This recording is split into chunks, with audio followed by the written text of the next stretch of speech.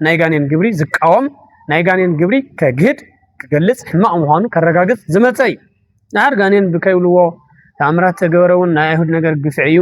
بحال አጋንንት يوصمول لولو كاوصري 20 جميرو እስካው ወጽሪ 30 ዘሎ ይሕብረልና ረብዓይ ክፋል ናይ ምዕራፍ 3 ማርቆስ እዚ ናይ ዝምባ አምላኽ ይቤል ዝብል ማለት ትርጉሙ ናይ ዝምባ አምላኽ ማለት እዩ ትርጉሙ ምኩራብና ተባለ ይጽዋዕ ቤተ መቅደስና ተባለውን ይጽዋዕ ቤተ እግዚአብሔር ተባይሉን ይጽዋዕ ሰለስተ አይነት መጸውዕ ነው ስለዚህ ክርስቶስ ናፍቲ ቤት ጸሎቶም ናፍቲ ምኩራቦም እናአተወ ናተዘዋወረ ይለምህር ነይሩ ኣብ ዓመት ድማ ኣብ ዓመት በዓል ኣብ ዝኽበረሉ ናብ ኢየሩሳሌም ደዩ የምህር ነይሩ ከመላ ዓለም ንዝመጹ ይሁዲን ዝባል እምነት ይሁዲን ይዝባል ተና ይሁድ እምነት ምሕረቱ ይብዝሕ ካብ ማዕቱ ምሕረቱ ይብዝሕ ስኻቸር ስለልኾነ የዋህ ስለልኾነ ብለ ሰራሕናይ ኃጢአት ብውልክዕ ለይቀጽዕ ጎይታይ እዚ የማነይቲ ኢድያ ሐሚማ ነራ ከም ተኻለይት ኾነት ታግራግን ጥዒት ነራ ማለት እዩ እዚ ማለት ታይ ማለት እዩ ሰባት መንፈሳዊ ፍልጠት ሲኢኖም ነይሮም መንፈሳዊ ጥዕና ሲኢኖም ነይሮም ሐሚሞም ነይሮም ማለት እዩ የማን ለመንፈሳዊነት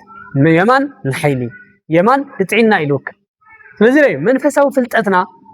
መንፈሳዊ ጥዕናና ጠፊ ነይሩ ማለት እዩ መን ምስ መጸድሒን ሰውይ ክርስቶስ ምስ መጸድሒን ግድሽተ ሄሮድስ ነው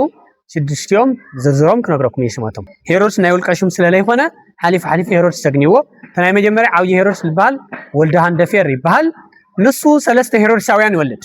ደቂሶም ተዛሐድሩ በተሰዓት ንሱ ክርስቶስ በወካባቢ ከይድ ከሎ ይረኾም ነይሩ በዚህ ደረጃ ተኸይድናዮ ስምዖን ቀናውን ይልና ናትናኤልን ይልና ይሁዳውን ተይልና 14 ኮንና ይምሐዋርያ ሰይጣን ለሰይጣን ከውጾ ይፈልይ ልብል ሐሳብ ደምዲዱ አዚ ኸይትሽ ወዲኹም ሰይጣን ለሰይጣን የውጾ ጠንቋልስ በሐደ ሰይጣን ገይሩ በተናይ ዋዕሉ አብሮስ ሰሪር ወለሎ ዛር ገይሩ ለኻል የውጾ ይገለል ብል ግምታው ለወሰድ ሰብኔ ሆም ልበሃል የለን ናብ ሐዋርያት ላፍቶም ትምህርት ለሰምዑ ሁሉም ኢዶም መላኺቱ አደይ ሓወይ ሓፍተይ እዚአቶም እዮም ታይል ጎሩ ቃል ይሰምዑ ፈቃድ ይልገወሩ ዘንክልተ እዚያ ቃል ይሰምዑ ኻላይ ታይለኩም ፈቃድ ይልሰም ይልገወሩ ፈቃድ እግዚአብሔር ተገርና ቃሉ ተሰሚዕና ክርስቶስ ከመን ይቆጽረና ከመን ነው ድንግል ማርያም ሰላም ኦርቶዶክሳውያን ከዝውን ከምቲ ዝተለመደ ወንጌል ማርቆስ ምዕራፍ 3 ሒዝና ናባኻቱም መጺና ኣለና እዞም ትሪእዎም ዘለኹም ኣሕዋት ወንጌል ብደንቢ እዮም ዝከታተሉ ዘለዉ ማርቆስ ምዕራፍ 1 ጀሚሮም ምዕራፍ 3 በጺሖም ኣለዉ ንስኹም ተከታተሉና ኢኹም ምሳና ኹኑ ቃል ወንጌል ህይወት እዩ ቃል ወንጌል ተከታተሉ እግዚአብሔር ምስሉና ይኹን አምላክ ቦታትና ቅዱስ እግዚአብሔር ኣብ ልዕሊ ዕድመና ዕድመ ኣብ ልዕሊ ግዜና ግዜ ወሲኹ እስካብ ሰዓት እዚ እስካብ ዝዕለት እዚ ስለለጽንሕና ሽሙ ካብ አጽናፈ ዓለም እስካብ አጽናፈ ዓለም ተኸበረን ተመስገነን ይኹነልና ፍትዋት ደቂ እግዚአብሔር ቃል ወንጌል ትፈትዩ ስለልኾነ እውን ኣብ ቅዱስ ገዝኡ ቅዱስ ቃሉ ለመስማዕ በዚ ቅዱስ ዕለት በዚ ቅዱስ ዘመን ጾም الترخوكم حواتحات بولوكم حاموس كم نافقوت بهانقوتات تصبوي ومعلتي نابزع على زيا لبصحنا املاحنا እግዚአብሔር ሽሙ ተኸረን ተመስገነን ይሁን ንሓንዶ ዒልኩም ከመይ ቀኒኹም አሜን አምላኽ ቦታትና ቅዱስ እግዚአብሔር መስገን ኢልና ነመስግኖ አንደትና ስለልኸፈተ ኣብ ልዕሊ ዕድመና ዕድመ ወሲኹ እስካብ ልማዓንቲ ስለለጽንሕና ሽሙ ተኸረን ተመስገነን ይሁንልና ማርቆስ ምዕራፍ ክንደይ በጽሕና ምዕራፍ 3 ማርቆስ በጽሕና ኣለና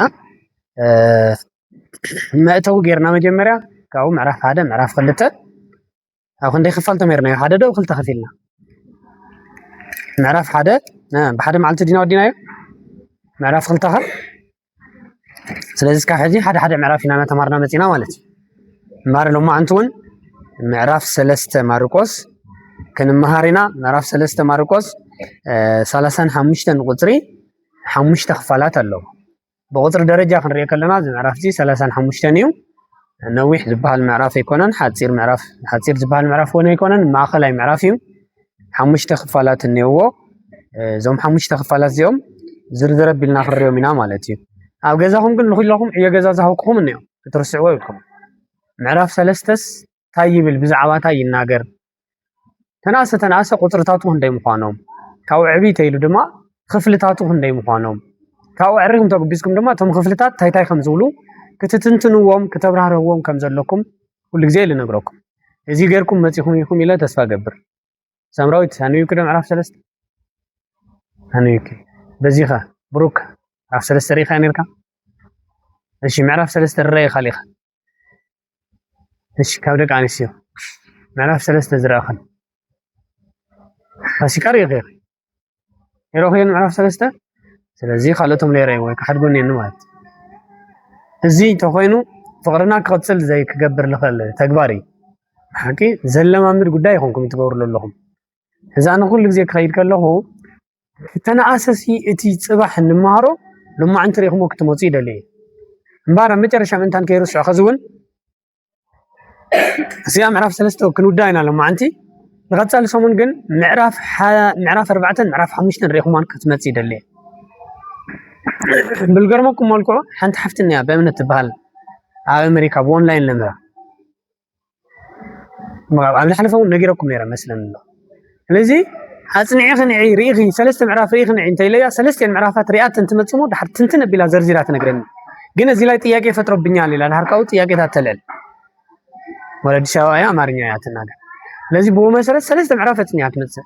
صباحته ثلاثة نيات تايلات نيات متص هو من هالتس خزماتيوس معرف حديات جمر زلا اسكاماتيوس معرف 10 5 تزلقن تنتن بلا تقولصو مالتي لما انت معرف 10 تجميرا اسكام معرف 10 5 تزلو بقى تنتينا تحسطو مالتي بقى لها همزه يلاسيلا معرف اندي ምንድነው ሚስጥሩ ይሄ እንደዚህ አርገሽ ልትይዝ ይወሻልሽው በምንድነው ሚስጥሩ ንገሪኝ ለያ አብዛ ሐለፈ አማኒ ስለልሆነት ፈቃደኛ ስለልሆነት ጥራህ መሆኑ ይርዳን ንጻንሁ አሚን ካ ፈቂድ ካለስ በቃ ነገራት ኸውዱ ኻዮ ሓሙሽተ ምዕራፍ ንምትንታን ከም ሰብ ዝንግዕ ክትብል ትኽእል ኢኻ ኣብ ልዕሊ እምነታን ፈቃደኝነታን እንታይ ወሲኻ ላዛ ሰብ እዚኣ ትኹረት ወሲኻ ክተንዎ ከላስ ትኹረት እያ ትርኢ ስለዚ ትኹረት ጌርካ ምንባብ እውን የድሊ ኣይ ከንብቦ ኣለኒ ክሪኦ ኣለኒ ኢልካ ፈቃደኛ ምዃን ኣማኒ ምዃን የድሊ ፈቃደኛ ኣማኒ ትኹረታም ሰለስተ ነገር እዚአን ክንኾን ይግበአና ወንጌል ንምክትታል ማለት እዩ እግዚአብሔር ባዕሉ ምስጢር ተው ይግለጸልና ስለዚህ ትኹረት ገይርኩም ድሌትኩም ዓዕቢኩም እምነትኩም ኣዳቢርኩም ክንደይ ምዕራፍ ኣጽኒዕኩም ንዕብለኩም ኣለኹ ክንደይ ኢለኩም ምዕራፍ 4 ምዕራፍ ዘን ክልተ ምዕራፋት እዚአን ሪኢኹሞን ክትመፁ ይደሊ ወይስ ሽም ዝርዝር ክበን ብልኩሞ ብሽም ዝርዝር ገይረ ገለ ጽኒዕኻንዓ ገለ ጽኒዕኻንዓ ክብለኩም ትደል ኢለኩም ኮ ይኹም ኮ ወሳኒ ኣድላይ ተኾይኑ ኮ ክንገብር ንኽእል ኢና ኢለኩም ግን ካብዚ ሓወይ ጀሚርኩም እስካብዚ መጨረሻ ዘለኹም ሲ ኩለኹም ሲ ኣጽኒዕኹም ንዑ ኩለኹም ልብል ንኩለኹም እዩ ኩለኹም ኣጽኒዕኹም ንዑ እሺ ይወልኩም ምስሉ ይወልኩም ተጽንዕስ ደለኛታት ይኹምኩም ማለት ኩለኹም ኣጽኒዕኹም ንዑ ለይበለ ሰብ ነለ ለይተጽንዕቱ ኮይንኩም ኣይትወሉ ከዝውን እሺ ይትወሉ በቃ ተጽንዕ ዲኹም ኣይተጽንዕን በሉ ኩለኹም ኣጽኒዕኹም ንዑ በጣም አዝናለሁ እሺ ኩለኹም ኣጽኒዕኹም ንዑ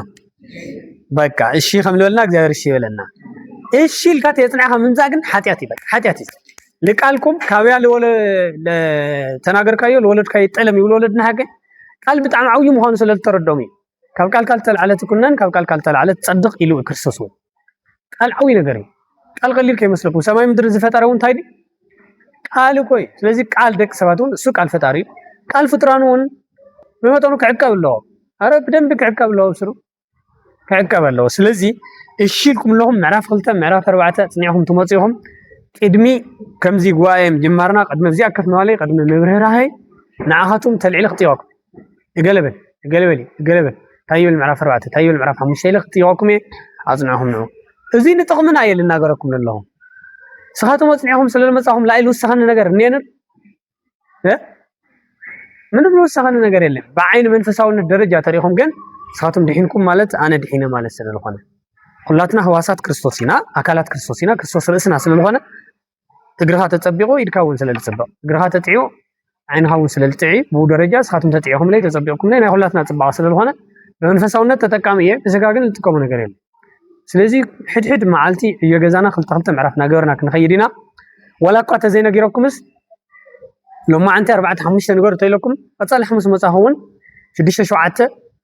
ኣጽንዑ ማለት ምዃኑ ባዕልኩም ተርጉምኩም ኣጽኒዕኹም ክትመጹ ይደልየካ ሕጂ ድሓር ማለት እዩ ድሕሪ ስኻቱም ጥሬ ቃሉ ሪኢኹም ተመጺኹም ኣነ አንድምትኡ ርቀቱ ትንታንኡ ክነግረኩም ማለት እዩ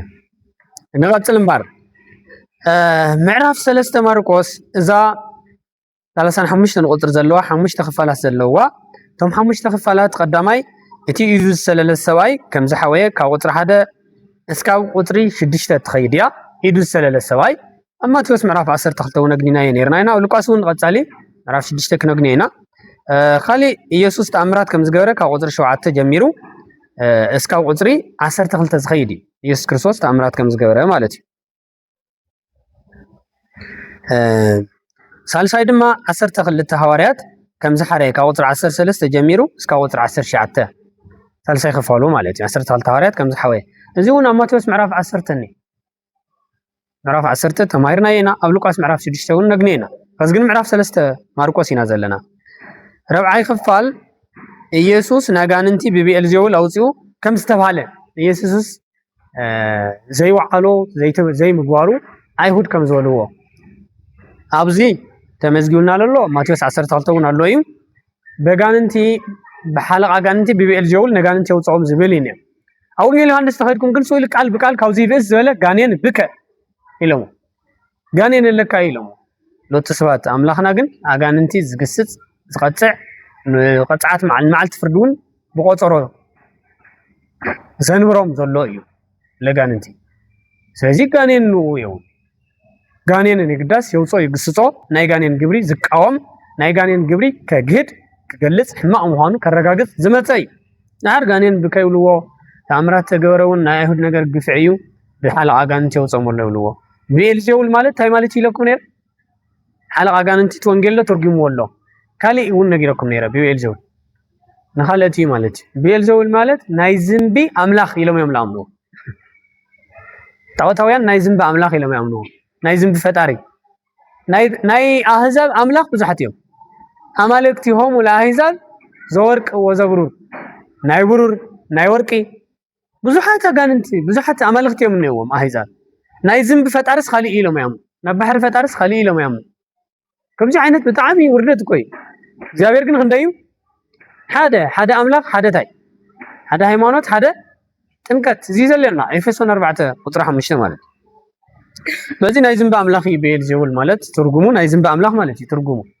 ብኡ ገይሩ የውጾም ኢሎም ንጎይታ አፎም ከፊቶም ይናገርዎ ነይሮም እዚ ካብ ቁፅሪ 20 ጀሚሩ እስካብ ቁፅሪ 30 ዘሎ ይሕብረልና ረብዓይ ክፋል ናይ ምዕራፍ 3 ማርቆስ እዩ ናይ መጨረሻ እኖ ኢየሱስን አሕዋቱን ካብ ቁፅሪ 31 ጀሚሩ እስካብ 35 ወይም እስካብ መጨረሻ ዘሎ እኖ ኢየሱስን አሕዋቱን ኢየሱስ ናፍቲ ዘምህረሉ ቦታ መፅኦም ንኢየሱስ ደሊናካ ከም ዝበልዎ ዝሕብር ክፋል እዩ ሕድሕዱ ምስ ሰዓትና አንጻር ርቀቱ ክነግረኩም እየ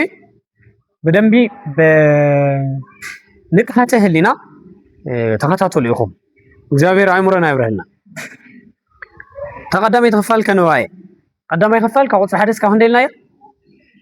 ጽቡቅ እስካብ 6 ኢየሱስ መሊሱ ናብ ቤት ጸሎት አይሁድ አተወ ኣብኡ ከዓ ኢዱ ዝሰለለ ሰብ ነበረ ምንቲ ከኸስዎ ድማ ብሰንበት ዘሕወዮ እንተኮይኑ ይጸናተውዎ ነበሩ ኢየሱስ ከዓ ነቲ ኢዱ ዝሰለለ ሰብ ተስእሞ ኣብ ማእኸል ደው በል በሎ ንኣቶም ድማ ብሰንበትስ ጽቡቕ ምግባር ዶ ወይ ክፉእ ምግባር ነፍሲ ምድሓን ዶ ወይ መቕታል ይግባእ በሎም ንሳቶም ግና ስቕ በሉ በቲ ትረት ልቦም ጉህዩ ነቶም ኣብ ዙርያኡ ዝነበሩ ኩሎም ብቁጣዕ ጠመቶም ነቲ ሰብኣይ ከዓ ኢድካ ዘርግሕ በሎ ንሱ ድማ ዘርግሓ እታ ኢዱ እውን ሓወየት ፈሪሳውያን ድማ መፂኦም ብቕልጡፍ ከመይ ገይሮም ከም ዝቐትልዎ ምስ ሰባት ሄሮድስ ሰማኸሩ ስለ ቃሉ ናይ ቃሉ ባዕልቤት አምላኽና ሽሙ ተኸብረን ተመስገነን ይኹን ቃሉ ከም ንሰማዕኹም እዩ ኢየሱስ ናብ ቤት ጸሎት አይሁድ ይዛእቲ ዘሎ ቤት ጸሎት አይሁድ ታይ ተባሂሉ ዝፅዋዕ ነይሩ በሰዓት ምኩራብ እናተባሃለ ይፅዋዕ ቤተ መቅደስ እናተባሃለ እውን ይፅዋዕ ቤተ እግዚአብሔር ተባሂሉ እውን ይፅዋዕ ሰለስተ ዓይነት መፀውዒ እኒኦ ስለዚ ክርስቶስ ናፍቲ ቤት ጸሎቶም ናፍቲ ምኩራቦም እናኣተወ ናተዘዋወረ ኢለ ምህር ነይሩ 12 እንደኒዋ ነገደ እስራኤል እዞም 12 ነገደ እስራኤል ናብ 12 ምኩራቦም እናኣተወ ይምህር ነይሩ ኣብ ዓመት ድማ ኣብ ዓመት በዓል ኣብ ዝኽበረሉ ናብ ኢየሩሳሌም ደዩ ይምህር ነይሩ ካብ መላእ ዓለም ንዝመፁ ይሁዲን ዝበሃል እምነት ይሁዲን ይዝባል ተና ይሁድ እምነት ንኡ ድማ በዓል ንምኽባር ናብ ኢየሩሳሌም ተኣከቡ ትምህርቲ ይሰምዑ ነይሮም ክርስቶስ እውን በዓል ፈፂሙ ኣሕሊፈ ይፈልጥን أربعة بعلات نيو يوحنس زلزلهم ينقرنا بوالهم ولا يهود اللبن حد تن بعلات يهود يوحنس يقصرني حد لاو يرساليم ديبن حد لاو يرساليم بعل خبرن يوحنس يقلصني ثم قالت وانجيلاوين كمل ماركوس ثلاث وانجيلاوين مالت ماتيوس ماركوس لوقاس جن تا كسقل ሶምን ጥራሕ ናብ ኢየሩሳሌም ዝደየባ ምድያብ እዮም ዝጽሕፉልና ዮሐንስ ግን ክንደይ ይጽሕፍ ኢለኩም ኣርባዕተ ናብ ኢየሩሳሌም ዘብዕለን በዓላት ኣርባዕተ ናብ ኢየሩሳሌም ዝደየበን ምድያብ ወንጌላዊ ዮሐንስ ረብዓይ ወንጌላዊ ግን ይጽሕፍ እዩ ስለዚህ ረዩ ናብቲ ቤት ምኩራዎም ቤት ጸሎቶም ግን ናተዘዋወረ ኩሉ ግዜ የምህር ነይሩ ጎይታ ኢየሱስ ክርስቶስ ማለት እዩ እንዳሕራ ሓደ ነገር ይጋጥም ኣፍቲ ምኩራፍቲ ቤት ጸሎት እንተስ በዓሉ ከብዕል ድዩ እንተስ ቃል እግዚአብሔር ክሰምዕ ድዩ ወይም ክልምን ናፍቲ ቤት ጸሎት ናብ ምኩራብ አካባቢ ዝኸደ ኢዱ ዝሰለለ ሰብኣይ ነይሩ ኢዱ ሰለለት ነይሩ ሕርቲ ሰብኣይ ናብ ኢየሱስ ክርስቶስ እንትቀራረብ ምስሮ አይሁድ ይጸናተውዎ ነይሮም ማለት ይጽበይዎ ነይሮም ንክኸስዎ በዓል ሰዓረ ኢሎም ንክኸስዎ ብሰንበት ዘሕውዮ እንተኮይኑ ይጸናተውዎ ነበሩ ይልቃሉ ይከታተልዎ ነይሮም ብጣዕሚ የድህነዲ ብዚ ኢሎም ይከታተልዎ ነይሮም ሓደ ተረዶም ግን አይሁድ ኢየሱስ ክርስቶስ ስርሑ ታይ ምዃን ተረዲዎም ነይሮም ምድሓን እንኳን ተረዲዎም ነይሮም በቃ ከድሕኖ ይኸውን ኮይ ዱይ ተሪዮምስ ኢየሱስ የድሕኖ ይኸውን ኢሎም ይግምቱ ማለት እዩ ቤተሰቦም ተኮይኑ ድማ ተሸኪሞም ይወስድዎ ናሕር ኣብ ናይ ካልእ ሰብ ክትኸውን ከሎ ክኸውን ከላታ ምድሓን በዓል ሽዒር ኢሎም ናብ ክሴታ ይመፁ ስለዚ የድሕኖ ኢሎም ይከታተልዎ ነይሮም ኢየሱስ ድማ ነቲ ኢዱ ዝሰለለ ሰብ ተስሞ ኣብ ማእኸል ደው በል በሎም ኢየሱስ ልሰርሖ ዘሎ ሓቂ ስለዝኾነ እውነት ስለዝኾነ ሰናይ ስለዝኾነ ምሕባእ ምድባቕ ምሽሻግ ዝበሃል ነገር ኣየድልን ስለዝኾነ ተስሞ ኣብ ምንታይ ደወል ኢልዎ ኣብ ማእኸል ወለድና እንትመስሉ ብጣዕሚ መፅሓፍ ቅዱሳዊ ዝገርም ይመስላ ሓቂ ሒዝካ ምንታይ ሃርስ ኢሎም ኣብ መንገዲ ሃርስ ኢሎም ሓቂ ስለዝኾነ ኩሉ ሰብ ክፈልጦ ጎይታ ክገሃድ ስለዝደሊ ቀዳማይ ክገሃድ ስለዝደሊ ትስርሑ ሓቂ ስለዝኾነ ኣብ ማእኸል ጠጠው በል ኢልዎ ማለት ካልኣይ ድማ ብተኣምር ስለዝሰሓቡ ኣይሁድ ስለዝፈልጦም متأمر ومن كره يريكم يتأمنوا تقول لك على وانجيل يوحنس معرف 4 تأمر تزيريكم يتأمنوا اليوم تأمن سريهم جن يعملوا نيرهم صنيح من راسه وين به لذي تأمر غيره كسحوهم سلدلي قويتانا أو قدم يوم ما خلهم دول له يتكاثر كيلو مالتي دحر نعوق قدمي يدرز كاثر كح مالت بسنبت صبوا مقوار له ويخوفوا مقوار نفس مدحان ده وين مقتال يقبع بولهم نساتهم جنا سقبولي طيعوهم كانوا إحنا مسدلي بسنبت صبوا مقوار ديو بفكادس وين حمام مقوار مقتال ده نفس مدحان يلي تيجوا له مالتي አይሁድ መልሰም ደይ ወለሲ زحك زي أنت تفهم دي أمونيرا أي مالو سنسل سقبلوا إلول وارمهم إيه سقبلوا حقنا فلت السوق مالت ناي حق تحابرتي ناي حق دقفتي كونه يدلنيهم بمنم تأمر مخنياتو دما أوانجيل يوحنس معرف شو منته دواميتنا له سخاتم دكتي حساوي سيطان سللخونكم أفتح حساوي سيطان أبوهم دما حق سلزيل ويكون بصدق اسمه صدق بهاويهم السو حساوي أبو حساتي مو ساتمو ناتو دك سلالهونكم الحق يتدقفون حق بعلمني كريستوسي سلازين عيسى يتدقفون يتقبلونني اسمعنا ما ينزل تولدكم ومن تزم صايكو كما يكون سمع بصدق وكل زم صدق يسمعني قال يقول اودم بيلاطس تطو مسله كريستوسون سلاز ጉዳይ ዚ ተወሊደ حق لمن ጋር حق لمغاد يمጽ ይሉ ተናገረ ክርስቶስ ብዙ ጉዳይ ዚ ይበቃናት ይስራሕ ይሉ ጲላጦስ ድማ ምን ተወቱ ጽድቅ ታይ ጽድቅ ኃይሉ ታይ حق ኃይሉ ጲላጦስ በቃ ደንጊሩ ማለት حقስ ለይፈልጥ ሰው ማለት ሰብ ኣብ ሓሶት እንተልዩ በቃ حقስ ታይ ይሉ ክዳናገር ይፈልይ ማለት ሰብ ኣብ ጥሜት እንተልዩ ታይ ጽጋብ ለማለ ክበጽሕ ይፈልይ ምክንያቱ ፍጻዓት ሰብ ጽጋብ ጥሜት ይለለ ተጥሜት ኣብ ጽጋብ ለለ ሰው ታይ ጥሜት ዝብል ደረጃ ይልበጽሕ ሶሎሞን ሪናይ حق ጥሜት ጦሚው ወልወሎ ታይ ጥሜት ማለት ታይ ጦሚው هاخوين مالتي اسكام مال بصيو ثلاثه سمنون تقطعي بيت منغست وصيو مالتي سلازي ريو زياتهم بحقي سلاليلو مس حق دغفت سلاليهونو افتح حسد ابو حسد دياولوس ابناتو تغبار سلالهونه تزفيقوم زلو كريستوس تحق زغونه حتو مس حاتاتهم نوتال دي حسس مدحان مسولم سقبولو يبل صطيلو بالغر مركو بتي ترات لبوم غيو نتوم أبزريو زنوارو كلهم بوطع تمتهم يو نتي سواي خا إدكا زرقح بولو نسدما زرقحا نتايدون حاوية يتيو سمع لهم ديهم እግዚአብሔር ምስጢር ጠው ይግለጸልና ካልተ ነገር ያውዚ ጎይታ ትረት ልቦም ሊው ታይለል حزينه ይብለና ትረት ልቦም ሪው ብሰንኪ ትረት ልቦም ነቶም አው ዙሪያው ዝነበሩ ሁሉም በቁጣ ጠምቶም በቁጣ ጠምይትዎ ጎይታው እዚ ተቁጣውን ንርለና ነቲ ኢድ ሰለለስ አይኻ ታይልወነ ኢድ ካዘርግህ ደልዎ ከምታ ሃለይታ ድማ ኾነት ሓወት ደሉ በሐንት ግዜ ስታይ ትገብርሎ ንርለና ጎይታ ተቆጣዕተሎ ብትረት ልቦም ነዚኦም ተቆጣዖም ተሎ በቁጣዖት ጥምቶም ተለው ንርለና ነዚ አይዚ ድማ በዓይነ ምሕረት ሪኡ ክምሕሮ ከሎ ንርለና ኢየሱስ ክርስቶስ ሰይፍ ዘክሊ አፉ ይባል ሐቀ ወይም ደግሞ መሲኤ ዘመሲኤ ውስጠዲሁ ተዋሂሉ በመሰክል ተቀርኑ ዝኾነ ተመሲሉሎ ታይ ስለልኾነ አብኡ ምሕረትን መዓትን አሎ ካባይ ረሓቁ ናባይ ቆረው ዝብል ቃል አሎ አብኡ ካኽልተ አካል ሓደ አካል ካኽልተ ባህሪ ሓደ ባህሪ ካባይ ረሓቁ ናባይ ረሓቁ ትብለብ ናባይ ቆረው ትብለብ በሓንቲ ቃል ተማዓትለ በሓንቲ ቃል ተምሕረትለ በሓንቲ ቃል ኩለን ካኽልተ ባህሪ ሓደ ባህሪ ካኽልተ አካል ዝኾነ ጎይታ ስለ ዝኾነ ርሁቀ መዓት ወብዝሃ ምሕረት እዩ ብዙሕ ግዜ ካብ ልምዓት ንምሕረቱ ይዘዳል ምሕረቱ ይብዙሕ ካብ መዓቱ ምሕረቱ ይብዙሕ ስኻዕ ቸር ስለልኾነ የዋህ ስለልኾነ بل سرحنا يحاتيات بقولك لا يقطع قويتاي زيفولتي لين من لست خوينا كن بقطع كتمتنا ايو مالت كفردنا ايو مالت سلازي راي نتوم معات زقبوم ምክንያቱ እሱ ኮናኒ በጽድቅ ፈታሂ በረት ይዝባል ኮናኒ በረት ፈታሂ በጽድቅ በሐቂ ይፈትሕ ብርትዒ ድማ ዝኩንን ዝፈርድ ጎይታ ስለዝኾነ ናቶም በቁጣዕ ጠሚትዎም ቁጣዕ ልግቦም እዮም ነይሮም ማለት እዩ እምበር ቁጣዕ አባሂሩ የለን ሓደ ከተሰዕድ ጎል ግቦኩም ኣብ ጎይታና ቁጣዕ አባሂሩ የለን በባሂሩ ቁጣዕ ይኾነ መሐሪ ቸር እዩ ሩሕሩሕ بقبق بهال تفلتو بقبق يبقى بباهري عباهري سيلو تصبغ زبال كل يمر قطع حزن نبهال نغرات او املاحنا يلو እንጂ ግን ዘቁጥዕ ጉዳይ ክንገብር ከለና ግን ተቁጥዕ ጫፍ ይበጽሕሞ ለባህሪው ስለለይስ ማዕሞ ላባና ይምልሶ ማለት ይተቆጣ ናውነት ወንጌል ዮሐንስ ምዕራፍ 3 መጨረሻ ቁጥር አካባቢ ተሪኹም ዘአምን በወልድ ቦ ሕይወት ዘላለም እዩ بود زامن نايزل عالم هيوت الله وزس يأمن مقصفت እግዚአብሔር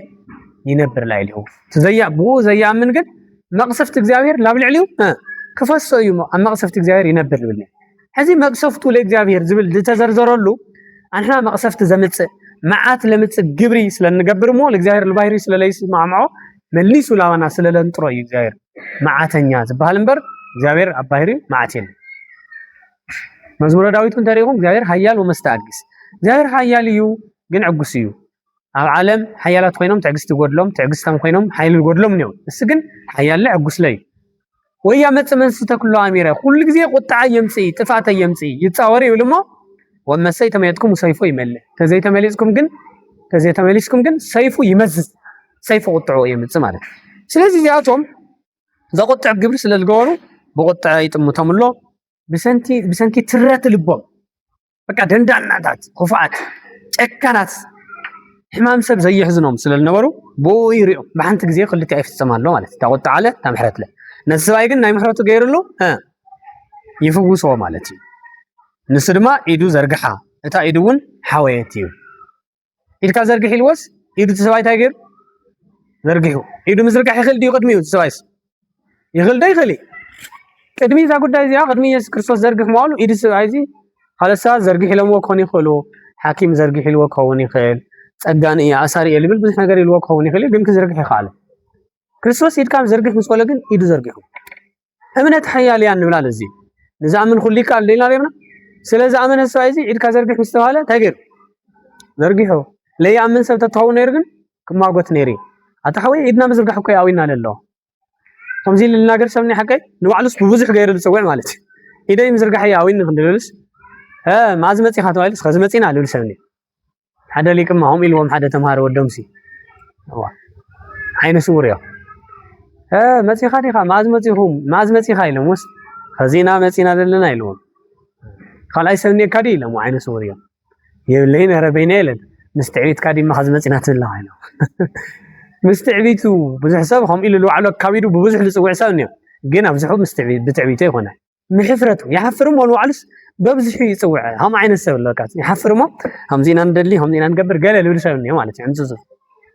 بزغنا غينو سب انت امينو انت امينو تاي كل خلي زواي زيون سلا امنه إذا زرقح بالسوالس هم يجرنا نزرقح يولي هم يجرك زرقح يولي أو إحفرت زبالي اللي أو كحرز زبالي اللي من السلالو بينو ناس عفينو زرقح مستوى يدو زرقح يبل مالتي كبر مسكانا لأملاحنا يبزحي أملاحك أمين كايو بكا تجابيت كاتنبر تخلي خاب حزن تجابيت كاتهون تخلي خاب بتشنكي تجابيت تخلي خاب تسبب مغرات تجابيت تخلي خاب بدخنت التفل علي نقرات بفرحي تجابيت تخلي خاب قويتها زر كاجن مزر تزرقوا كيولنا له ميتا فتح بال هل توقعني حكي فتح بال مجمري على بلنا ميتو قلم مع جزاء فتح كنو كنت يدلي جزاء كان كنسر يدلي بجنك كنسر يدلي بخدت بحاتيات بزيوم نقراس زيوم كنت اساسر يدلي كنفتح تفتح يفتحي ديلوان يرل طلع تفتح تراهوي بهيل مالتي اللي ترجمون انا افتحي تح مالتي تسقيم تعرفوا تلوجي من ورا تفتح تلو فتح تتعسير زنرب بمجنز على عزارون قويتها تنقساقس خد مسولو تاين بقى فتح حلو تنقساقس خير مالتي كبر مسكانا لاملاحنا يبصحي سلازي قويتها كل غزي كاين اسر كنفتح الى دلي مسكنكتنا خويدنا هاي نبر قللنا الى دلي مس دخمناك كاين نبر ካብ ድኻምና ከላቀና ይዝደሊ ንዑድ ብለና ለሎ ኩሉ ግዜ ነዚ ጉዳይ እዚ ማለት እዩ ዛከው ረስተለላ ስለዚ ረዩ ጎይታ ኢድካ ዘርግሕ ምስሎ ዝሰባይ ኢዱ ይዝርግሕ ሞ ይድሕን ነገም ናይ ጎይታ ምሕረት ከም ዘሎ እዩ መሓሪ ስለልኾነ ማለት እዩ ኣየጠራጥር ዝሰባይ ግን ታየድል ነይሩ ካብ ሰባይ ታየድል ነይሩ እምነት ፈቃደኝነት የድል ነይሩ ዝተፈቂድካ ከዓ ጎይታ ምድሓን ስለዝኾነ ድሕንዎ ማለት እዩ ካው ቅዱስ ያሬድን ሉቃስን ገሊጾም ወለው ዝሰባይ ኢዱ ሰሊላ ዝነበረት የማነይቲ ኢድያ ወገባት ከመካልእታ ኢልዋ ያሬድ ከምታ ካልእት ድማ ኮነት ኢሉ ታይ ኢድያ ሓሚማ ነይራ ኢልኩም የማነይቲ ኢድያ ሓሚማ ነይራ ከምታ ካልእት ኮነት ታግራ ግን ጥዒት ነይራ ማለት እዩ እዚ ማለት ታይ ማለት እዩ ሰባት መንፈሳዊ ፍልጠት ሲኢኖም ነይሮም መንፈሳዊ ጥዕና ሲኢኖም ነይሮም ሓሚሞም ነይሮም ማለት እዩ የማን ለመንፈሳዊነት የማን ለኃይሊ የማን ለጥዕና ይልወክ ስለዚህ መንፈሳዊ ፍልጠትና መንፈሳዊ ጥዕናና ጠፊ ነይሩ ማለት ማን ምስ መጸድሒን ሰዋይ ክርስቶስ ምስ መጸድሒን መንፈሳዊ ፍልጠት ክርስቶስ ምስ መጸ ይተዋዩና መንፈሳዊ ጥዕና ክርስቶስ ምስ መጸ ይተዋዩና የማን ኃይሊ መንገዲ የማን ብዙሕ ጊዜ በየማን ኃይል ተዋይል ተተርጉሙሎ ለኃይሊ ይልወክል ክርስቶስ ምስ መጸ ግን መንፈሳዊ ስራሕ ኃይልና ማለት ከምታ ግራ ኮይና ማለት ድማ መንፈሳዊ ፍልጠት ጠፊና ነይሩ ስጋዊ ፍልጠት ግን የጠፈ ነይሩ ከምቲ ስጋዊ ፍልጠቶም ደቂ ሰባት ዝራቀቁሉ ለመንፈሳዊ ፍልጠቶም ተራቀቁ ማለት እዩ በክርስቶስ መቸስ ክርስቶስ ለመጸስ ሰምሕራስ ጠፊዎ ምኹዓት ጠፊዎ መጽሐፍ ምድጓስ ጠፊዎ ይሆነን መጽ ስለ ስጋዊ ዲ ስለ መንፈሳዊ ስጋው ነገርማ በቃ እንዳለ ሰባት ይፈልጥዎ ነይሮም ካብ ጊዜ ናብ ጊዜ ወና ተራቀቁ ባዕሎም ኸይዶም መንፈሳዊ ጥበብ ይጠፊ ነይሩ ስጋው ጥበብ ይጠፈን ነይሩ እስራኤል ለዓሎም ለሰርሕዎ ስጋው ጥበብ ፒራሚድ ልባል ሓቂ ትፈልጣ ግብጺ ንማሃሮ ነይሩ ፒራሚድ ዝባል ዓውይ ህንጻ ለሰርሕዎ እስራኤል በግብጺ በባርነት ተገዲዶም ማለት እዩ ክንደይ አብሊ ኪዳን ተሰርሑስ ጥበባት ነው አዲስ ኪዳን መጽኦም ክድገሙ ላይ ይሁዱ ማለት ይገርምልኩም ስለዚህ ራዩ መንፈሳዊ ፍልጠት ንምዕባይ መንፈሳዊ ኃይሊ ንምዕባይ መንፈሳዊ ጥዕና ለማሃብ ክርስቶስ ዝመጸ ምዃኑ ታየማን ኢዱ ሰሊላ ዝነበረት ፈዊስዎ የማናዊ ኢድና ሁላትና ደቂ ሰባት ሰሊልና ምንዋሩ የማላኸት ማለት እዩ የማን መንገድ ጠፊና ምንዋሩ የማላኸት ማለት እዩ ሰባይዚ ወክልና ለሁሉ ሰባ ዓለም ዝሓዘ ማለት እዩ ጎይታ ምስ መጸ ግን ይሄን ደሃር በዚ ነገር እዚ ክንድደስ ዝብሎም አይሁድ ግን بقلتف كمي غيرهم كم زغاتلو مسبات هيرودس تماهرو بقلتف مالتي كمي غيرهم مسبات هيرودس تماهرهم كم زغاتلو سبات هيرودس دقيم سراويتيوم ስለዚህ ምስራዊት ተሻሪኾም ከመይ ገይሮም ከጥፍዎ ከም ዘለዎም ይዝትዩ ማለት እዩ ሕማቕ ዘተ እኩይ ዝኾነ ምኽሪ መጥፍእ ዝኾነ ምኽሪ ይማኸሩ ማለት እዩ ኣብ ዓለም ክልተ ዓይነት ምኽሪ ኣሎ እኩይና ሰናይ ማለት እዩ ኩሉ ነገር ክልተ ጌርኩም ተወስድዎ ማለት ስለዚ ለሕማቕ ዘተ ለሕማቕ ምኽሪ ይዛተዩ ማለት እዩ እግሪ መንገዲ እዚ ሓደ ነገር ክነግረኩም ሄሮድስ ልበሃሉ ኣብ መጽሓፍ ቅዱስ ብዙሕ ሄሮድስ ይኹም ትሪኡ ክርስቶስ ትውለድ ተለውን ሄሮድስ ልበሃል ነየ ለድንግል ማርያም የሳጉጋ ምስ ወዳ ናብ ግብፂ ንኽትወርድ ይገብር ዳሕራይ ኣፍቲ ናይ ክርስቶስ ስቅለት እውን ሄሮድስ ዝበሃል ንረክብ ኣፍቲ ናይ ሐዋርያት ዝሰብኩሉ ግዜ ሄሮድስ ዝበሃል ንረክብ እታ ቤተክርስትያን ንዓበየቶ ዝኸደትሉ ሰዓት ላይ ሄሮድስ ዝበሃል ነየ ሃመይ እዩ ተኢልኩም ሄሮድስ ዝበሃል ብዙሓት እዮም ከም መጽሓፍ ቅዱስ ኣገላልጻ ንኣብነት 6 ሄሮድስ እኒአው እንደ ሄሮድስ እኒአው 6 ሄሮድስ እኒአው 6ቲኦም ዝርዝሮም ክነግረኩም ይስማቶም ተቀዳማይ ሄሮድስ ቅድመ ልደተ ክርስቶስ ብ37 ዓመት ትሒዙ ዝነበረ ክርስቶስ ንክውለድ 37 ዓመት ተቆሪዮ ተሎ ትሒዙ ዝነበረ ሄሮድስ ዓብይ ሄሮድስ ዝበሃል ነዮ ሄሮድስ ወልደ ሃንደፌር ይባል ሄሮድስ ወልደ ሃንደፌር ሄሮድስ ማለት ናይ ቤተ መንግስት ሽሚው ከምዚ ሃፀይ ማለት ሃፀይ ምኒልክ ሃፀይ ዮሐንስ ሃፀይ ስላሴ ሓቀይ ንብሎኒዮ መለለይ ሽሞም መፀውዒ ሽሞም ሃይለ ስላሴ ምኒልክ ዮሐንስ ልባል ደኒዮ ሃፀይ ዝብል ግን ናይ ኩሉ ናይቲ ቤተ መንግስት ሽሚው ማለት ስለዚ ሄሮድስ ማለት ሆሚ ሄሮድስ ማለት ትርጉሙ ክሪኦ ከለና ናይ ግሪክ ቃል ኮይኑ ሄሮድስ ማለት ወዲ መዝሙር ማለት እዩ ስለዚ ሄሮድስ ድብል ቅጽል ናይቲ ሽማቶም እዩ ናይቲ ቤተ መንግስት መፀውዒ እምበር ሄሮድስ ናይ ውልቀ ሽም ስለ ዘይኮነ ሓሊፍ ሄሮድስ ተግኒዎ ተናይ መጀመርያ ዓብይ ሄሮድስ ዝበሃል ወልደ ሃንደፌር ይበሃል ንሱ 3 ሄሮድሳውያን ይወልድ ክንደ ሄሮድሳውያን ይወልድ 3 ንሱ ምስ ሞተ ብ6 ዓመተ ምህረት አካባቢ ወ ክርስቶስ ካብ ስደት ምስ ተመለሰ ይመውት ሄሮድስ እዚ ማለት ይብቀ ወመውቶ ሄሮድስ ይብል ሓቀይ መልአከ እግዚአብሔር የናግሮ ሄሮድስ ምስ ሞተስ መልአከ እግዚአብሔር የናግሮሞ ካብ ግብፂ ናብ ገሊላ ናብ ምድረ እስራኤል ተመለሱ ይብሎ ሞይቶ እዩ እስመጠፋ ናሁ ቀታ ህፃናት ብድብድ ወቤተልሔም አልዋ አመፃ ወሃይድ ተባሂሉ ለዮሴፍ ዝተነገረሉ ይምለስ ዳሕራይ ከአቲ ምስ ደለየ ናብ ይሁዳ ፈሪሑ ይብሎ ህየንተ አውሁ ሄሮድስ ነግሰ አርኬላኦስ ለይሁዳ ኣብ ናይ አቡ መተካእታ ሄሮድስ አርኬላኦስ ዝበሃል ካሊእ ስለልነገሰ ናብ ናዝሬት ኸደ ኣብ ናዝሬት ተቐመጠ ክርስቶስ ድማ ናዝራዊ ተባሂሉ ኣብ ናዝሬት ዓበየ ይብለና ወንጌል ማቴዎስ ምዕራፍ 2 ስለዚ ዝዓውይ ሄሮድስ ወልደ ሃንደፌር ዝወልክዎም 3 ሄሮድሳውያን ይወልድ ካብ 3ቲኦም ሓደ ሄሮድስ አርኬላኦስ ኣብ ይሁዳ ዝነገሰ ማለት እዩ ሄሮድስ አርኬላኦስ ካሊእ ድማ ሄሮድስ አንቲጳስ ሄሮድስ ፊሊጶስ ተቦኦም ተዓብይ ሄሮድስ ምስ ሞተማ 3 ሄሮድሳውያን ደቂ ሄሮድስ ዓብይ ይነግሱ ማለት እዩ 3ቲኦም ይነግሱ መንግስቲ ይከፋፈል ላባስ ስለልሞፃ ኣነ ክነግስ ኢሎም ይከፋፈልዎ እቲ ቤተ መንግስትነት ማለት እዩ ክንደ ሄሮድስ በፂሕና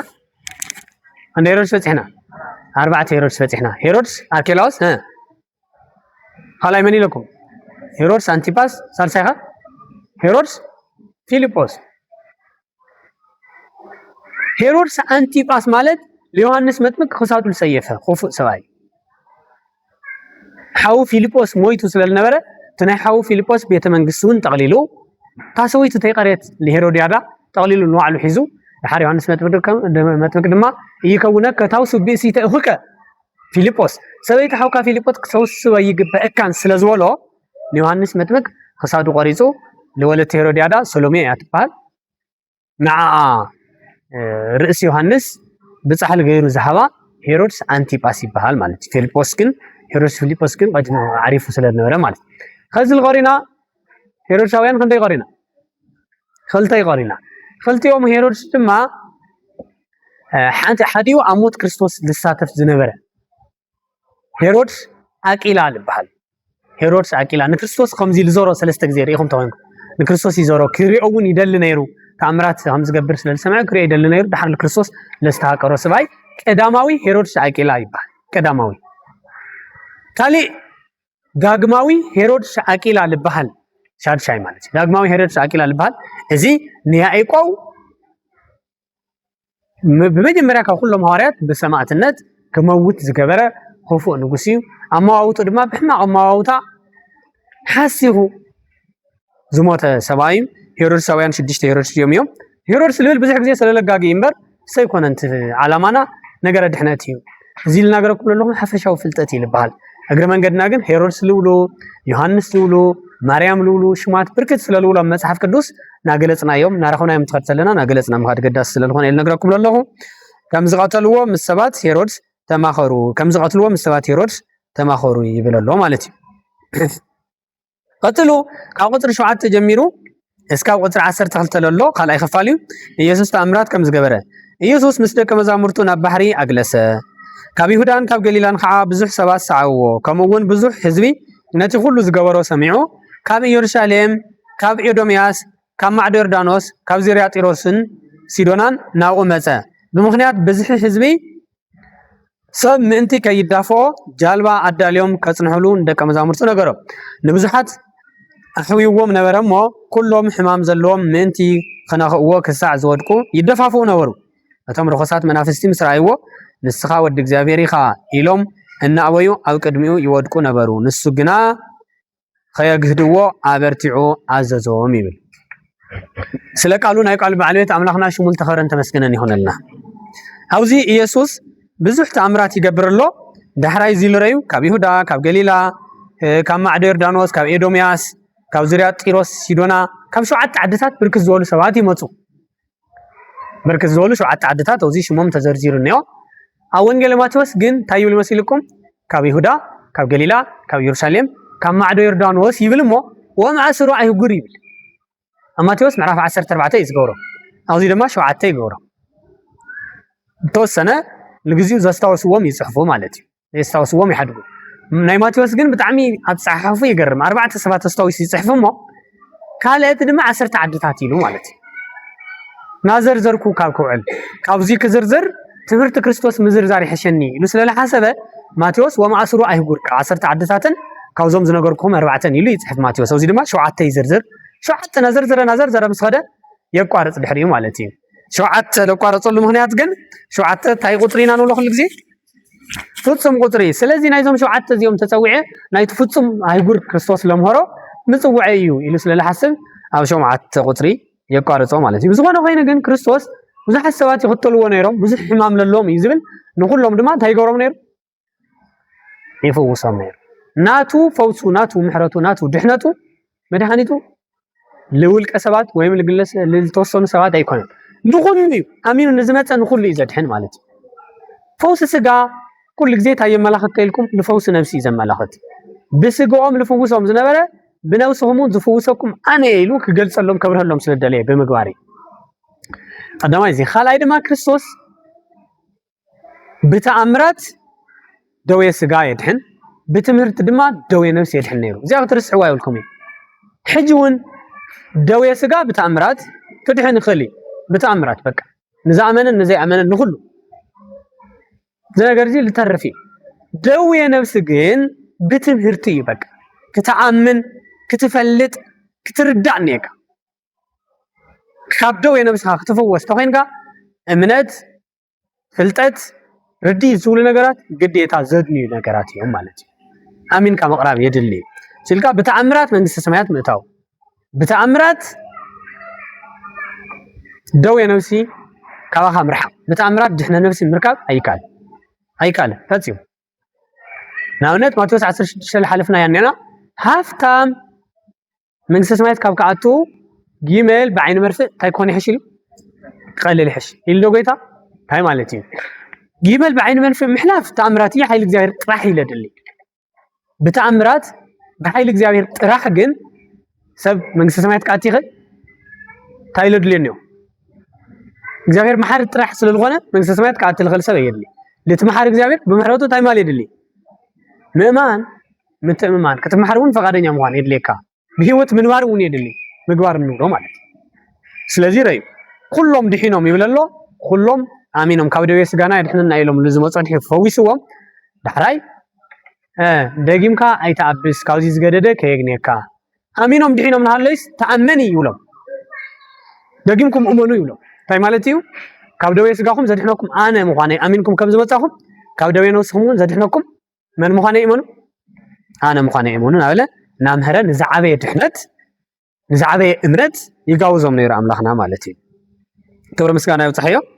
قلتلو كاوتر 10 سلسته سالساي خفاليو اسكا قطر 10 شعته يبصح كمزي كانوا معي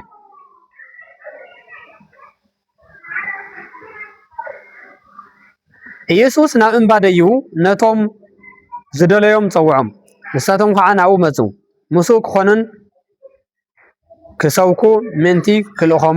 ክልእኾምን 12 መሪፁ ሐዋርያት ኢሉ ሰመዮም ሕሙማት ክሕውዩን ኣጋንንቲ ከውፅኡን ድማ ስልጣን ሃቦም እቶም 12 ድማ ጴጥሮስ ኢሉ ዝሰመዮ ስምዖን እቶም ቦአነርጌስ ማለት ደቂ ነጎድጓድ ኢሉ ዝሰመዮም ደቂ ዘብዴዎስ ያዕቆብን حاوي يوحنسن اندرياسن فيليبوسن برتليميوسن ماتيوسن توماسن ودلفيوس يعقوبن تاديوسن سمعون قناعين اتي احلفو زهاو يهودا اسقرتاوين ايوم سلقالو نايقالو بعليت املاخنا شمول تخورن تمسكنن يهونلنا ناي حواريات شم كسمع كلخ دس يزلني تعمسي لحقوس يبل ناي املاخهم قال سمعهم قدوس منفس فسيسلهم تقبلهم لمن العالم تزواويرهم حق القلصو بيت كريستيان كريستوس او قوا يوم او سوكتهم لسروت سواتير ونامن باهتي قدس بيت كريستيان انت لاله كله قوا اي زمن زهواريات التوهال اللهم حوي سلطان التوهاو حيل املاهم تامامينهم بركة رديت املاهم تقبلهم املاهم زموسولو سواتير نوم تتقبلك لكريستوس مقبال مخانو زتنغرلهم عبيت ابوتاتنا يوم بركتهم مسلاتنا يهون نزيهم زرزروم ينغرنا الله ازيهم التطوعوا كبزح عين سرحتهم تطوعهم كهاناتينت التطوعوا كم اللي توماس مسولو نيو مهندس نيرو جنرات نيرو كاو ديزاينر التطوعوا نيو اللي تاديوس لوديوس تبعاله مالتي تاديوس ده تسميه لوديوس لودو لسرحو مالتي ناي غزيو ديزاينرات ጨርቂ ቀደድ ሰፈይቲ مالتي ካብ ሓረስትነት አትክልትነት ልተፀውዕ ነው اللي በርተሎሜዎስ አትክልት ወደ አትክልተኛ مالتي ካብ ህንፃ ልተፀውዕ ነው ካብ ሃናፂነት ቀዲምና ኢልና ኢና ቶማስ ኢልና ነርና ሃገ ካብ ሕክምና ካብ ሰዋክሊ ታርዲት ኳተሪና ካብ ሕክምና ልተፀውዕ ነው اللي ልቋስ مالتي كأساس قارينتن مو بركت لولو 4 يوم حوات بيتروس اندرياس يعقوب يوحنس كم تايم تسويع كاوز عسى مسفات يوم تسويع كم ممهرنت تسويعوا كم اللي ناتنا يلول خانيو كم ناي اوريت ممهرنت تسويعوا مالتي كاو اوريت لوينجل كشغاغركم ييلو املاخنا نسويعوا مالتي كم بيت منجس سرحتنيا منجس خوينهم زنورو كم اللي ماتيوس عنيو قبر سبسبت لنور مالتي اي املاخنا بتعمي املاخنا فتحوي قبر مسغانا يوزحي بمن داي وزلكم فتحوا لبرو ازيوم اب سرحتهم كلهم توجيهم تنكيرهم يسورحوا سلالنورو نزعب يسرح نسوعوا سرح فت ويل كفل بلا سرح زي ولا يكون نسوي سؤال كلهم لهم كسوعهم كله لاندرياسن بيتروسن ما ملت ليتس عسا نازوفو عسا كزفو ناسورح يوم حديرهم نيرهم جني حديري يسوعهم زلو نتم تبعت ملت ليت لسرح النورو ما يسرح سبات مخانو ملختنا له قال اي خعب بزي قويتا منم اللي ركب زي ركب مخانو كما لاختهم سلدلي بتليت نسو كرخو يخالي قويتا تحسكا كن كل تركبوا اغا حتى كريستوس مسمس لكن نافت دحريت كوالا همريو نافت دحريت مركب كاوس دوريو مسولم دبري مسبلو بزح عسى زفيفهم مزيان دقيسهم تزحدروا بتسعة نسو كريستوس بوكاوي كخيد كله يرخوم نير ده يرخوم لذا كاسي يرخوي كريستوس نحكي يا يرخوي كريستوس بلا بحفقت كذا ولا مندي بعلي حاجة بلا بحفقت كمالت ما برهات كبلع مالت هذي بعلي يلنا برهاتنا كملع كلنا لزبل تعوي صح تسوعنا يبيتا تجينا طرح ابزلنا يبتشمنا يقول كنسرح كمان ادليت يدلي ጳውሎስ ኣብ መምህርነት ኦሪትነቱ ኣብ ኦሪት ኣብ ምዕቃብ ኦሪት ኣብ ምስባኽ ተዘይተገነይሩ ለወንጌል ተፀውዐን ዳዊት ኣባጊዕ ኣብ ምሕላው ካብ አንበሳ ካብ ዝተፈላለየ ኣራዊት ንምክልኻል ተጊዙ ተዘይሰርሕ ነይሩ ወንቂፉ ናደብረ ተዘይከላኸል ነይሩ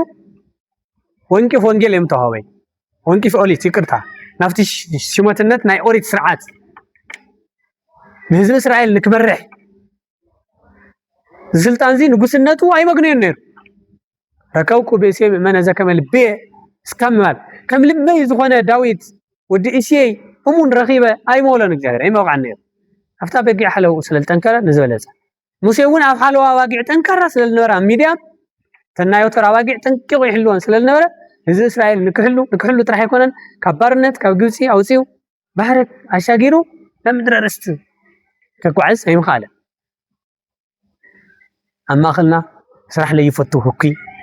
ትምህርቱ ለይፈቱ ልፍርፍ ሓፁር ዘሊሉ ልወፅእ ተሊና ይጋገሉ ንዝዓበየ ስራሕ ክፅዋዕ ኢሉ ከይሓስቦ ዘበት ዘይኸውን ነገር እዩ ዕሊጥ ልበሃል ሰብ እኒአሱ ኢሉ ንእሽተን ነገር ከልዕል ክሰርሕ ክንቀሳቀስ ለይደሊ ማለት እዩ ኢሉ ኢዲ እግሪ ዓፃፅ ይፍስቕ ልብል መፅሓፈ ምሳሌ ምዕራፍ 6 ንውዋ ኣታዕሻ ስራሕ ካብ ፃፀ ተምሃር ልብል እኒኦ ፃፀ ሓለቓ መራሒ ሽሞኛ ልበሃል የውሊ ግን ከተጊሑ ይሰርሕ ይብል ብሓጋይን ብቆውዕን ቀለው ይእክብ ክረምቲ ኣብ ሞቋ ቦታ ኣትዩ ይነብር ናበልዕ ብሓጋይ ዝሰርሖ ከልዕ ማለት እዩ ኣነ ንስኹም ብሓጋይ ዘመን ዕድሜና ዝሰራሕናዮ ኣብ መንግስተ ሰማያት ሂወት ኮይኑ ከንብረና ንኽእል እዩ ስለዚ ተጊኻ ምስራሕ ኣብዚ ዓለም እዚ ብመንፈስካን ብስጋኻን ተጊኻ ምስራሕ የድልየና ኣሎ ስራሕ የድሊ ልብል ሰይጣን ጥራሕ እዩ ስራሕ የድሊ ኢሉ ተዛምን ነይሩ ሰይጣን መምለኸ ምሰገደ ነይሩ ለኣምላኹ ኣየድልን ይብል ስራሕ የድሊ ናበለማ ካብኡ ናሰርሐ ኢኻ ትሪኦ ሰይጣን ካብ ስራሕ ቆቋሪፅ ኣይፈልጥ እዩ ግን ፅቡቕ ስራሕ የድሊ ኢሉ ብለለ እምበር ሕማቕ ስራሕ ማል ባዕሉ ዕረፍቲ የብሉ ድቃስ የብሉ ሲል ቢዙ ኮይኑ ዝሰርሕ ጾም የድሊ ናበለ ንዓና ይሰብከና እሞ ባዕሉስ ለይበልዕ ሰይጣን ትፈልጡ ዲኹም ሰይጣን ይበልዕ ድዩ ላና ግን ጾም የድልየኩም እዩ ሙሉኡ ይብለና ማለት ዋ ደቅሲ ዶ ተገሩ ቤተክርስትያን ግስጋስ ይብለና ግን ባዕሉ ደቂሱ ኣይፈልጥ እዩ ተፈጥሮ ግን ኣብ ምስሊ ዝኾነ እዩ ስለዚ ንዘይጥቀመሉ ተግህ ተኮይኑ ሰይጣን አንሕና እንጥቀመሉ ነገር ክንተግህ ክንሰርሕ ይግበአና ካብ ሃዋርያት ንረዳእ ሃዋርያት ናብ ዝበለፀ ለዓበየ ስራሕ ዘፀውዖም ጉዳይ እግዚአብሔር ዝፈልጦ ኮይኑ አንሕና ንርድኦ ግን ኣብ ስራሖም ተጊሆም ዝፀንሑ ምዃኖም እዩ ግልፂ ድዩ ሽማት ሃዋርያት ትርጉም ተማሂርኩሞ ትኾኑ ኢኹም ብዙሕ ግዜ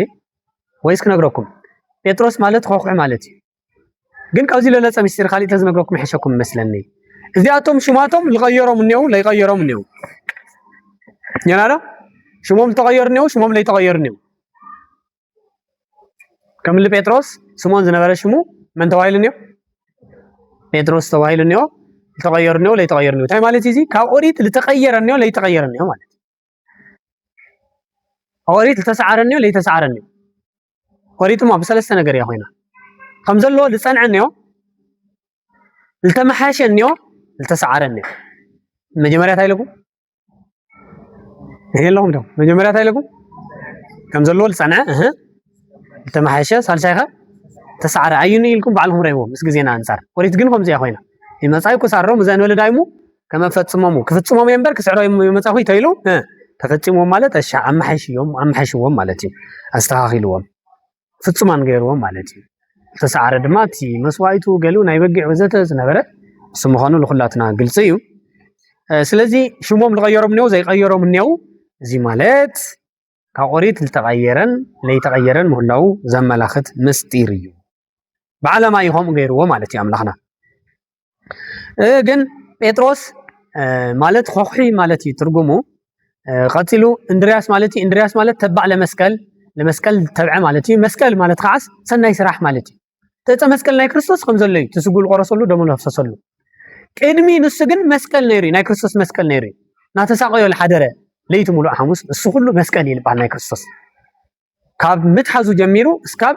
ስቅለቱ እስካብ ሞቱ እስካብ መቃብሩ ለሎ እዚኦም ኩሎም መስቀል ስለልባሃሉ መከራ እንቅበሎ ንሕናውን መስቀል ይባሃል ነዚ ዘይ ጾረ መስቀል ሞቱ ይክሊ ጸመደኒ መስቀል ሞቱ ዘይተሸከመ ደቀ መዝሙር ይኮነ ይክእል ልበለው ክርስቶስ ማለት እዚ ኩላትና ብመስቀል ንመውት ማለት ይኮነ መከራ እንቀበሎ ኩሉ ታኢል ባህል የዝብለኩም ዘሎ መስቀል ይባሃል ማለት ስለዚ እንድሪያስ ማለት ተባ ለመስቀል ማለት እዩ ያዕቆብ ማለት አይቋጼ ሰኮና ማለት እዩ ተናይ ቀደም ያዕቆብ ሰኮና ኤሳው ሓው አንቂፉ ነይሩ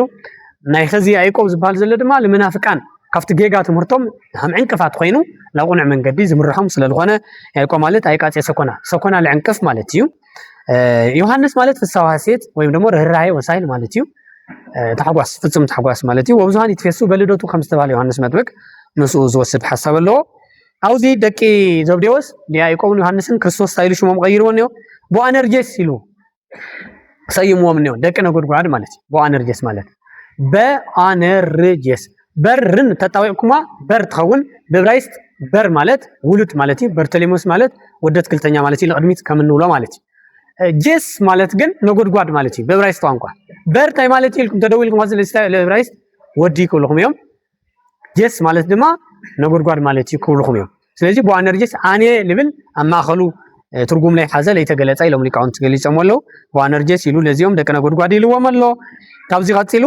በርተሌሜዎስ ወልኩም ሎሜዎስ ማለት አትክልተኛ ማለት እዩ በር ማለት ድማ ውሉድ ማለት እዩ ስለዚህ ወደ አትክልተኛ ማለት እዩ በርተሌሜዎስ ማለት ፊሊጶስ ማለት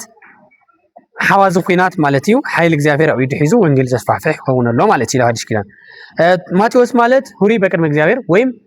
ሃፍቲ እግዚአብሔር ማለት እዩ ስምዖን ቀናኢ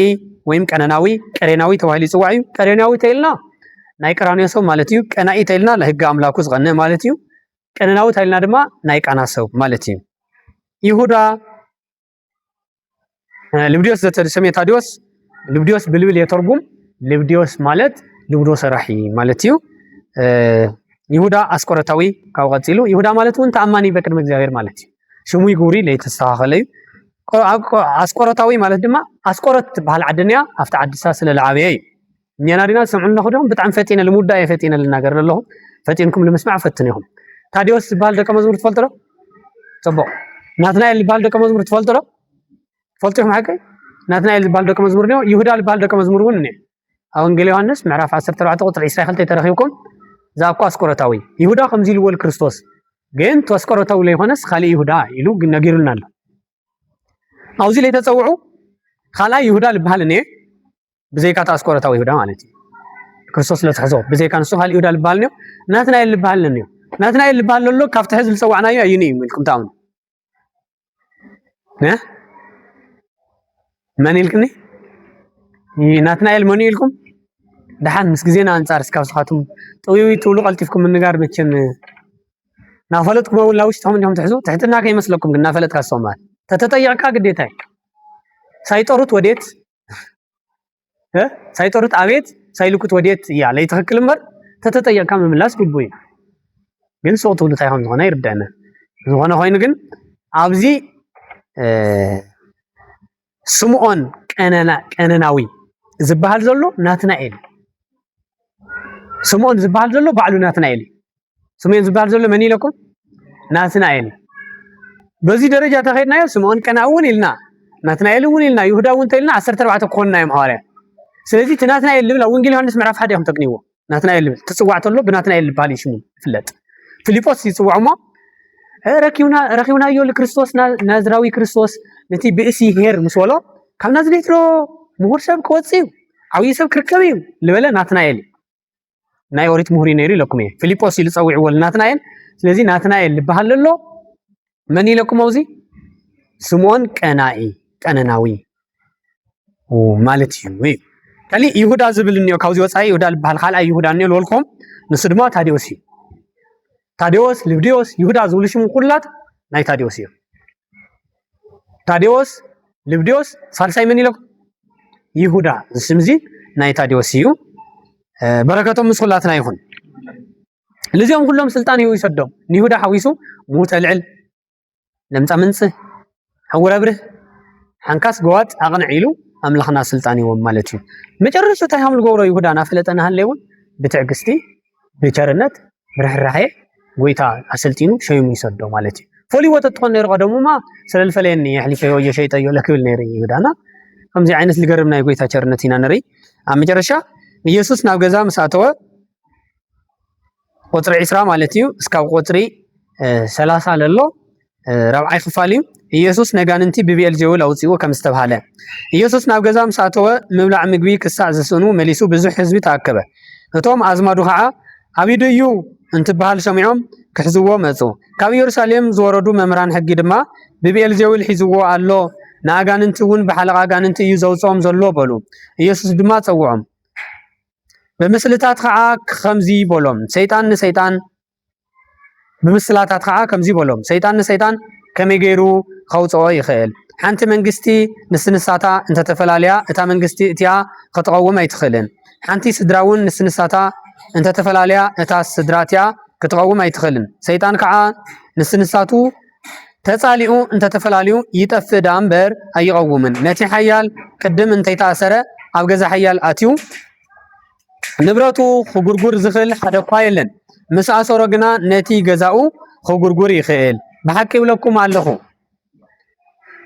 ندك سب كله حاتياتن صرفن كدغلوم يو اتين منفس قدوس صرفه غنا نزل عالم كنن يدعا يخونن بر فصيمو ايحدغلون يو كمزي زبلوم دما حدا سب خير كادغول روس منفس حديرو سلازولو يبل ناي مጨረሻ خفال دما كاب 31 قطر جميروس كاب 35 يبصح انو يسوسن حواتون زبليو انو نحواتون ناومصو اب دغ قيموم خا خصوعو لاخلو ብዙሕ ህዝቢ ኣብ ዙርያኡ ተቐሚጡ ነበረሞ እንሆ ኻን ሓዋት ኻን ኣብ ደገ ይደሊኻ ኣለዉ በልዎ ንሱ ድማ እነይ መን እያ ሓዋተይ ኸን መን እዮም ኢሉ መለሰሎም ነቶም ኣብ ዙርያኡ ተቐሚጦም ዝነበሩ እናጠመተ እነይን ሓዋተይንስ እኒሄው በለ ኩሉ ፍቃድ እግዚአብሔር ዝገብር ሓወይን ሓፍተይን እነይን እዩ በሎም ስለ ቃሉ ናይ ቃል ባዕለት ኣምላኽና ሽሙ ይኽበር ይመስገን ብቤልዜቡል በሓለቃ ጋንንቲ ኢለጋንንቲ ዘውፆም ዝብል ቃል በተደጋጋሚ ክርስቶስ ይሰምዖ ነይሩ ሓደ ግዜ ሱቅ ኢሉ ሓልፎ ነይሩ ኣብዚ ግን ክሓልፎ ይከኣለን ሰይጣን ንሰይጣን ከመይ ገይሩ ከውፅኦ ይኽእል ሰይጣን ንሰይጣን እንድሕር ደኣ ዘውፀቶ ኮይኑ ከመይ ገይሩ መንግስቱ ክቀውም ይኽእል ተፃልማት መንግስትነተ ኢሉ ስለልሕዞ ማለት እዩ ሰይጣን ንሰይጣን ከውፅኦ ይኽእል ልብል ሓሳብ ደምዲዱ ኣብዚ ከይትሽወዱ ኢኹም ሰይጣን ለሰይጣን የውፀው ጠንቋልስ በሓደ ሰይጣን ገይሩ በተናይ ዋዕሉ ኣብ ርእሱ ሰሪር ወለሎ ዛር ገይሩ ለኻሊ የውፀው ይገለ ልብል ግምታው ልወስድ ሰብኔ ሆም ልበሃል የለን ሰይጣን ለሰይጣን እኳ ተውፅዎስ ምንታ ነስፍሕፊኻ ክትሕዝ ንስኻ ለዛዕበይ ሓጢኣት ተስርሖ ምእንቲ ኢሉ ይፈቅደሉ ተኮይኑ እምበር ልፅቡቅነትና ሰይጣን ለሰይጣን ከውፅኦ ከድሕነና ይኽእል ዘይኸውን ዘይበት ክርስቶስ ሰይጣን ለሰይጣን የውፀው ኢሉ ሓንቲ ገዛ ምስ ሓንቲ ገዛ ተተጠራጢራ ሰባይ ሰበይቲ ሓዲኦም ቆላ ሓዲኦም ደጓ ሓዲኦም ከተማ ሓዲኦም ገጠር ተይሎም ከመይ ገይሮም ክወፅሉ ይኽእሉ ክፋትሑ ክወፅሑ ይኽእል እምበር መንግስቲ ምስ መንግስቲ ህዝቢ ምስ ህዝቢ ተተላዒሉ ሪኹም ኢኹም ተሓደ ንገብር ተሓደ ንግብር ተይሉ ተሓደ ሰላም ኢና ንደሊ ተሓደ ጦርነት ኢና ንደሊ ተይሉ ተዓዲ ትፋላስላ ኣይኸውንን ኢሉ ጎይታ ብምሳሌ ይናገረሎ ማለት የግዳስ ኣነ ዘውፅእ ዘለኹ ለሰይጣን በሰይጣን እንተይኮነስ በኣፅባይት እግዚአብሔር እዩ በመንፈስ እግዚአብሔር በሓይለ እየ ለውፅእ ኣለኹ ኢሉ ሓያል ታይ ብምሳሌ ተናጊሩ ሓደ ናይ ሓያል ገዛ ናይ ሓያል ገዛ ክዘርፍ ልደለየ ሰብስ መጀመርያ ተሓያል ተኣሲርዎ እዩ ድሌቱ ክወስድ ልኽእል ኢሉ ንሓያል ከይኣሰርካ ኣፍታ ገዛ ሓያል ኣቲኻ ድሌትካ ክትወስድ ኣይትኽእልን ኢኻ እዚ ፍሉጥ ዝኾነ ምሳሌ እዩ ንሓያል ተኣሲርካ ግን ድሌትካ ትወስድ ኢኻ ኢሉ ብምሳሌ ተናጊሩ ሓሳቡ እኮ ኣሉታ እዩ ግን ላብ ኣውንታ ክቅይሮ ደልዩ ጎይታ ብምሳሌ ተናጊሩ ነው ማለት እንታይ ማለት እዩ ኣነ ነቲ ሓያል እየ ዝብል ትምክሕተኛ ሰይጣን ብሰለስተ ኣርእስቲ ኣዛው ስለዝኣሰርክዎ እየ ውፃእ እንተይለዮ ዝወፅእ እቶ እንተይለዮ ዝኣቱ ዘሎ ኢሉ ብሰለስተ ኣርእስቲ ሃጣው ሓቂ ኣሲርዎ ክርስቶስ ንፈልጠ እንደሆነ ናይ ማቴዎስ 4 ተማሃርና እየ ብፀልያ ንዋይ ብትሕትና ካሊኻ ብትዕግስቲ በዚ ስለዝኣሰርክዎ እየ ኢሉ ማለት ናይ ዜን ተቃራኒ መፂ ነይሩ ሰይጣን በእን ስለዝኣሰርክዎ እየ ለሽንፈሉ ኣለኹ ኢሉ ስለዚ ብቤልዜቡል የውፅኦም ትውል ንዘለኹም ግን ኢሉ ጠቕልላ ሁዳ የደሊ ሕፅረብ ኢለ ብቤልዜቡል ለጋንንቲ የውፅኦም ትውል ንዘለኹም ሲ ፀርፊ እዩ እዚ ንመንፈስ ቅዱስ ዝተፃረፈ ድማ ሓጢኣቱ ኣብዚ ዓለም እዚ ኣብዚ መፅእ ዓለም ይሕደገሉ ለሰብ ዝተፃረፈ ይሕደገሉ ኢሉ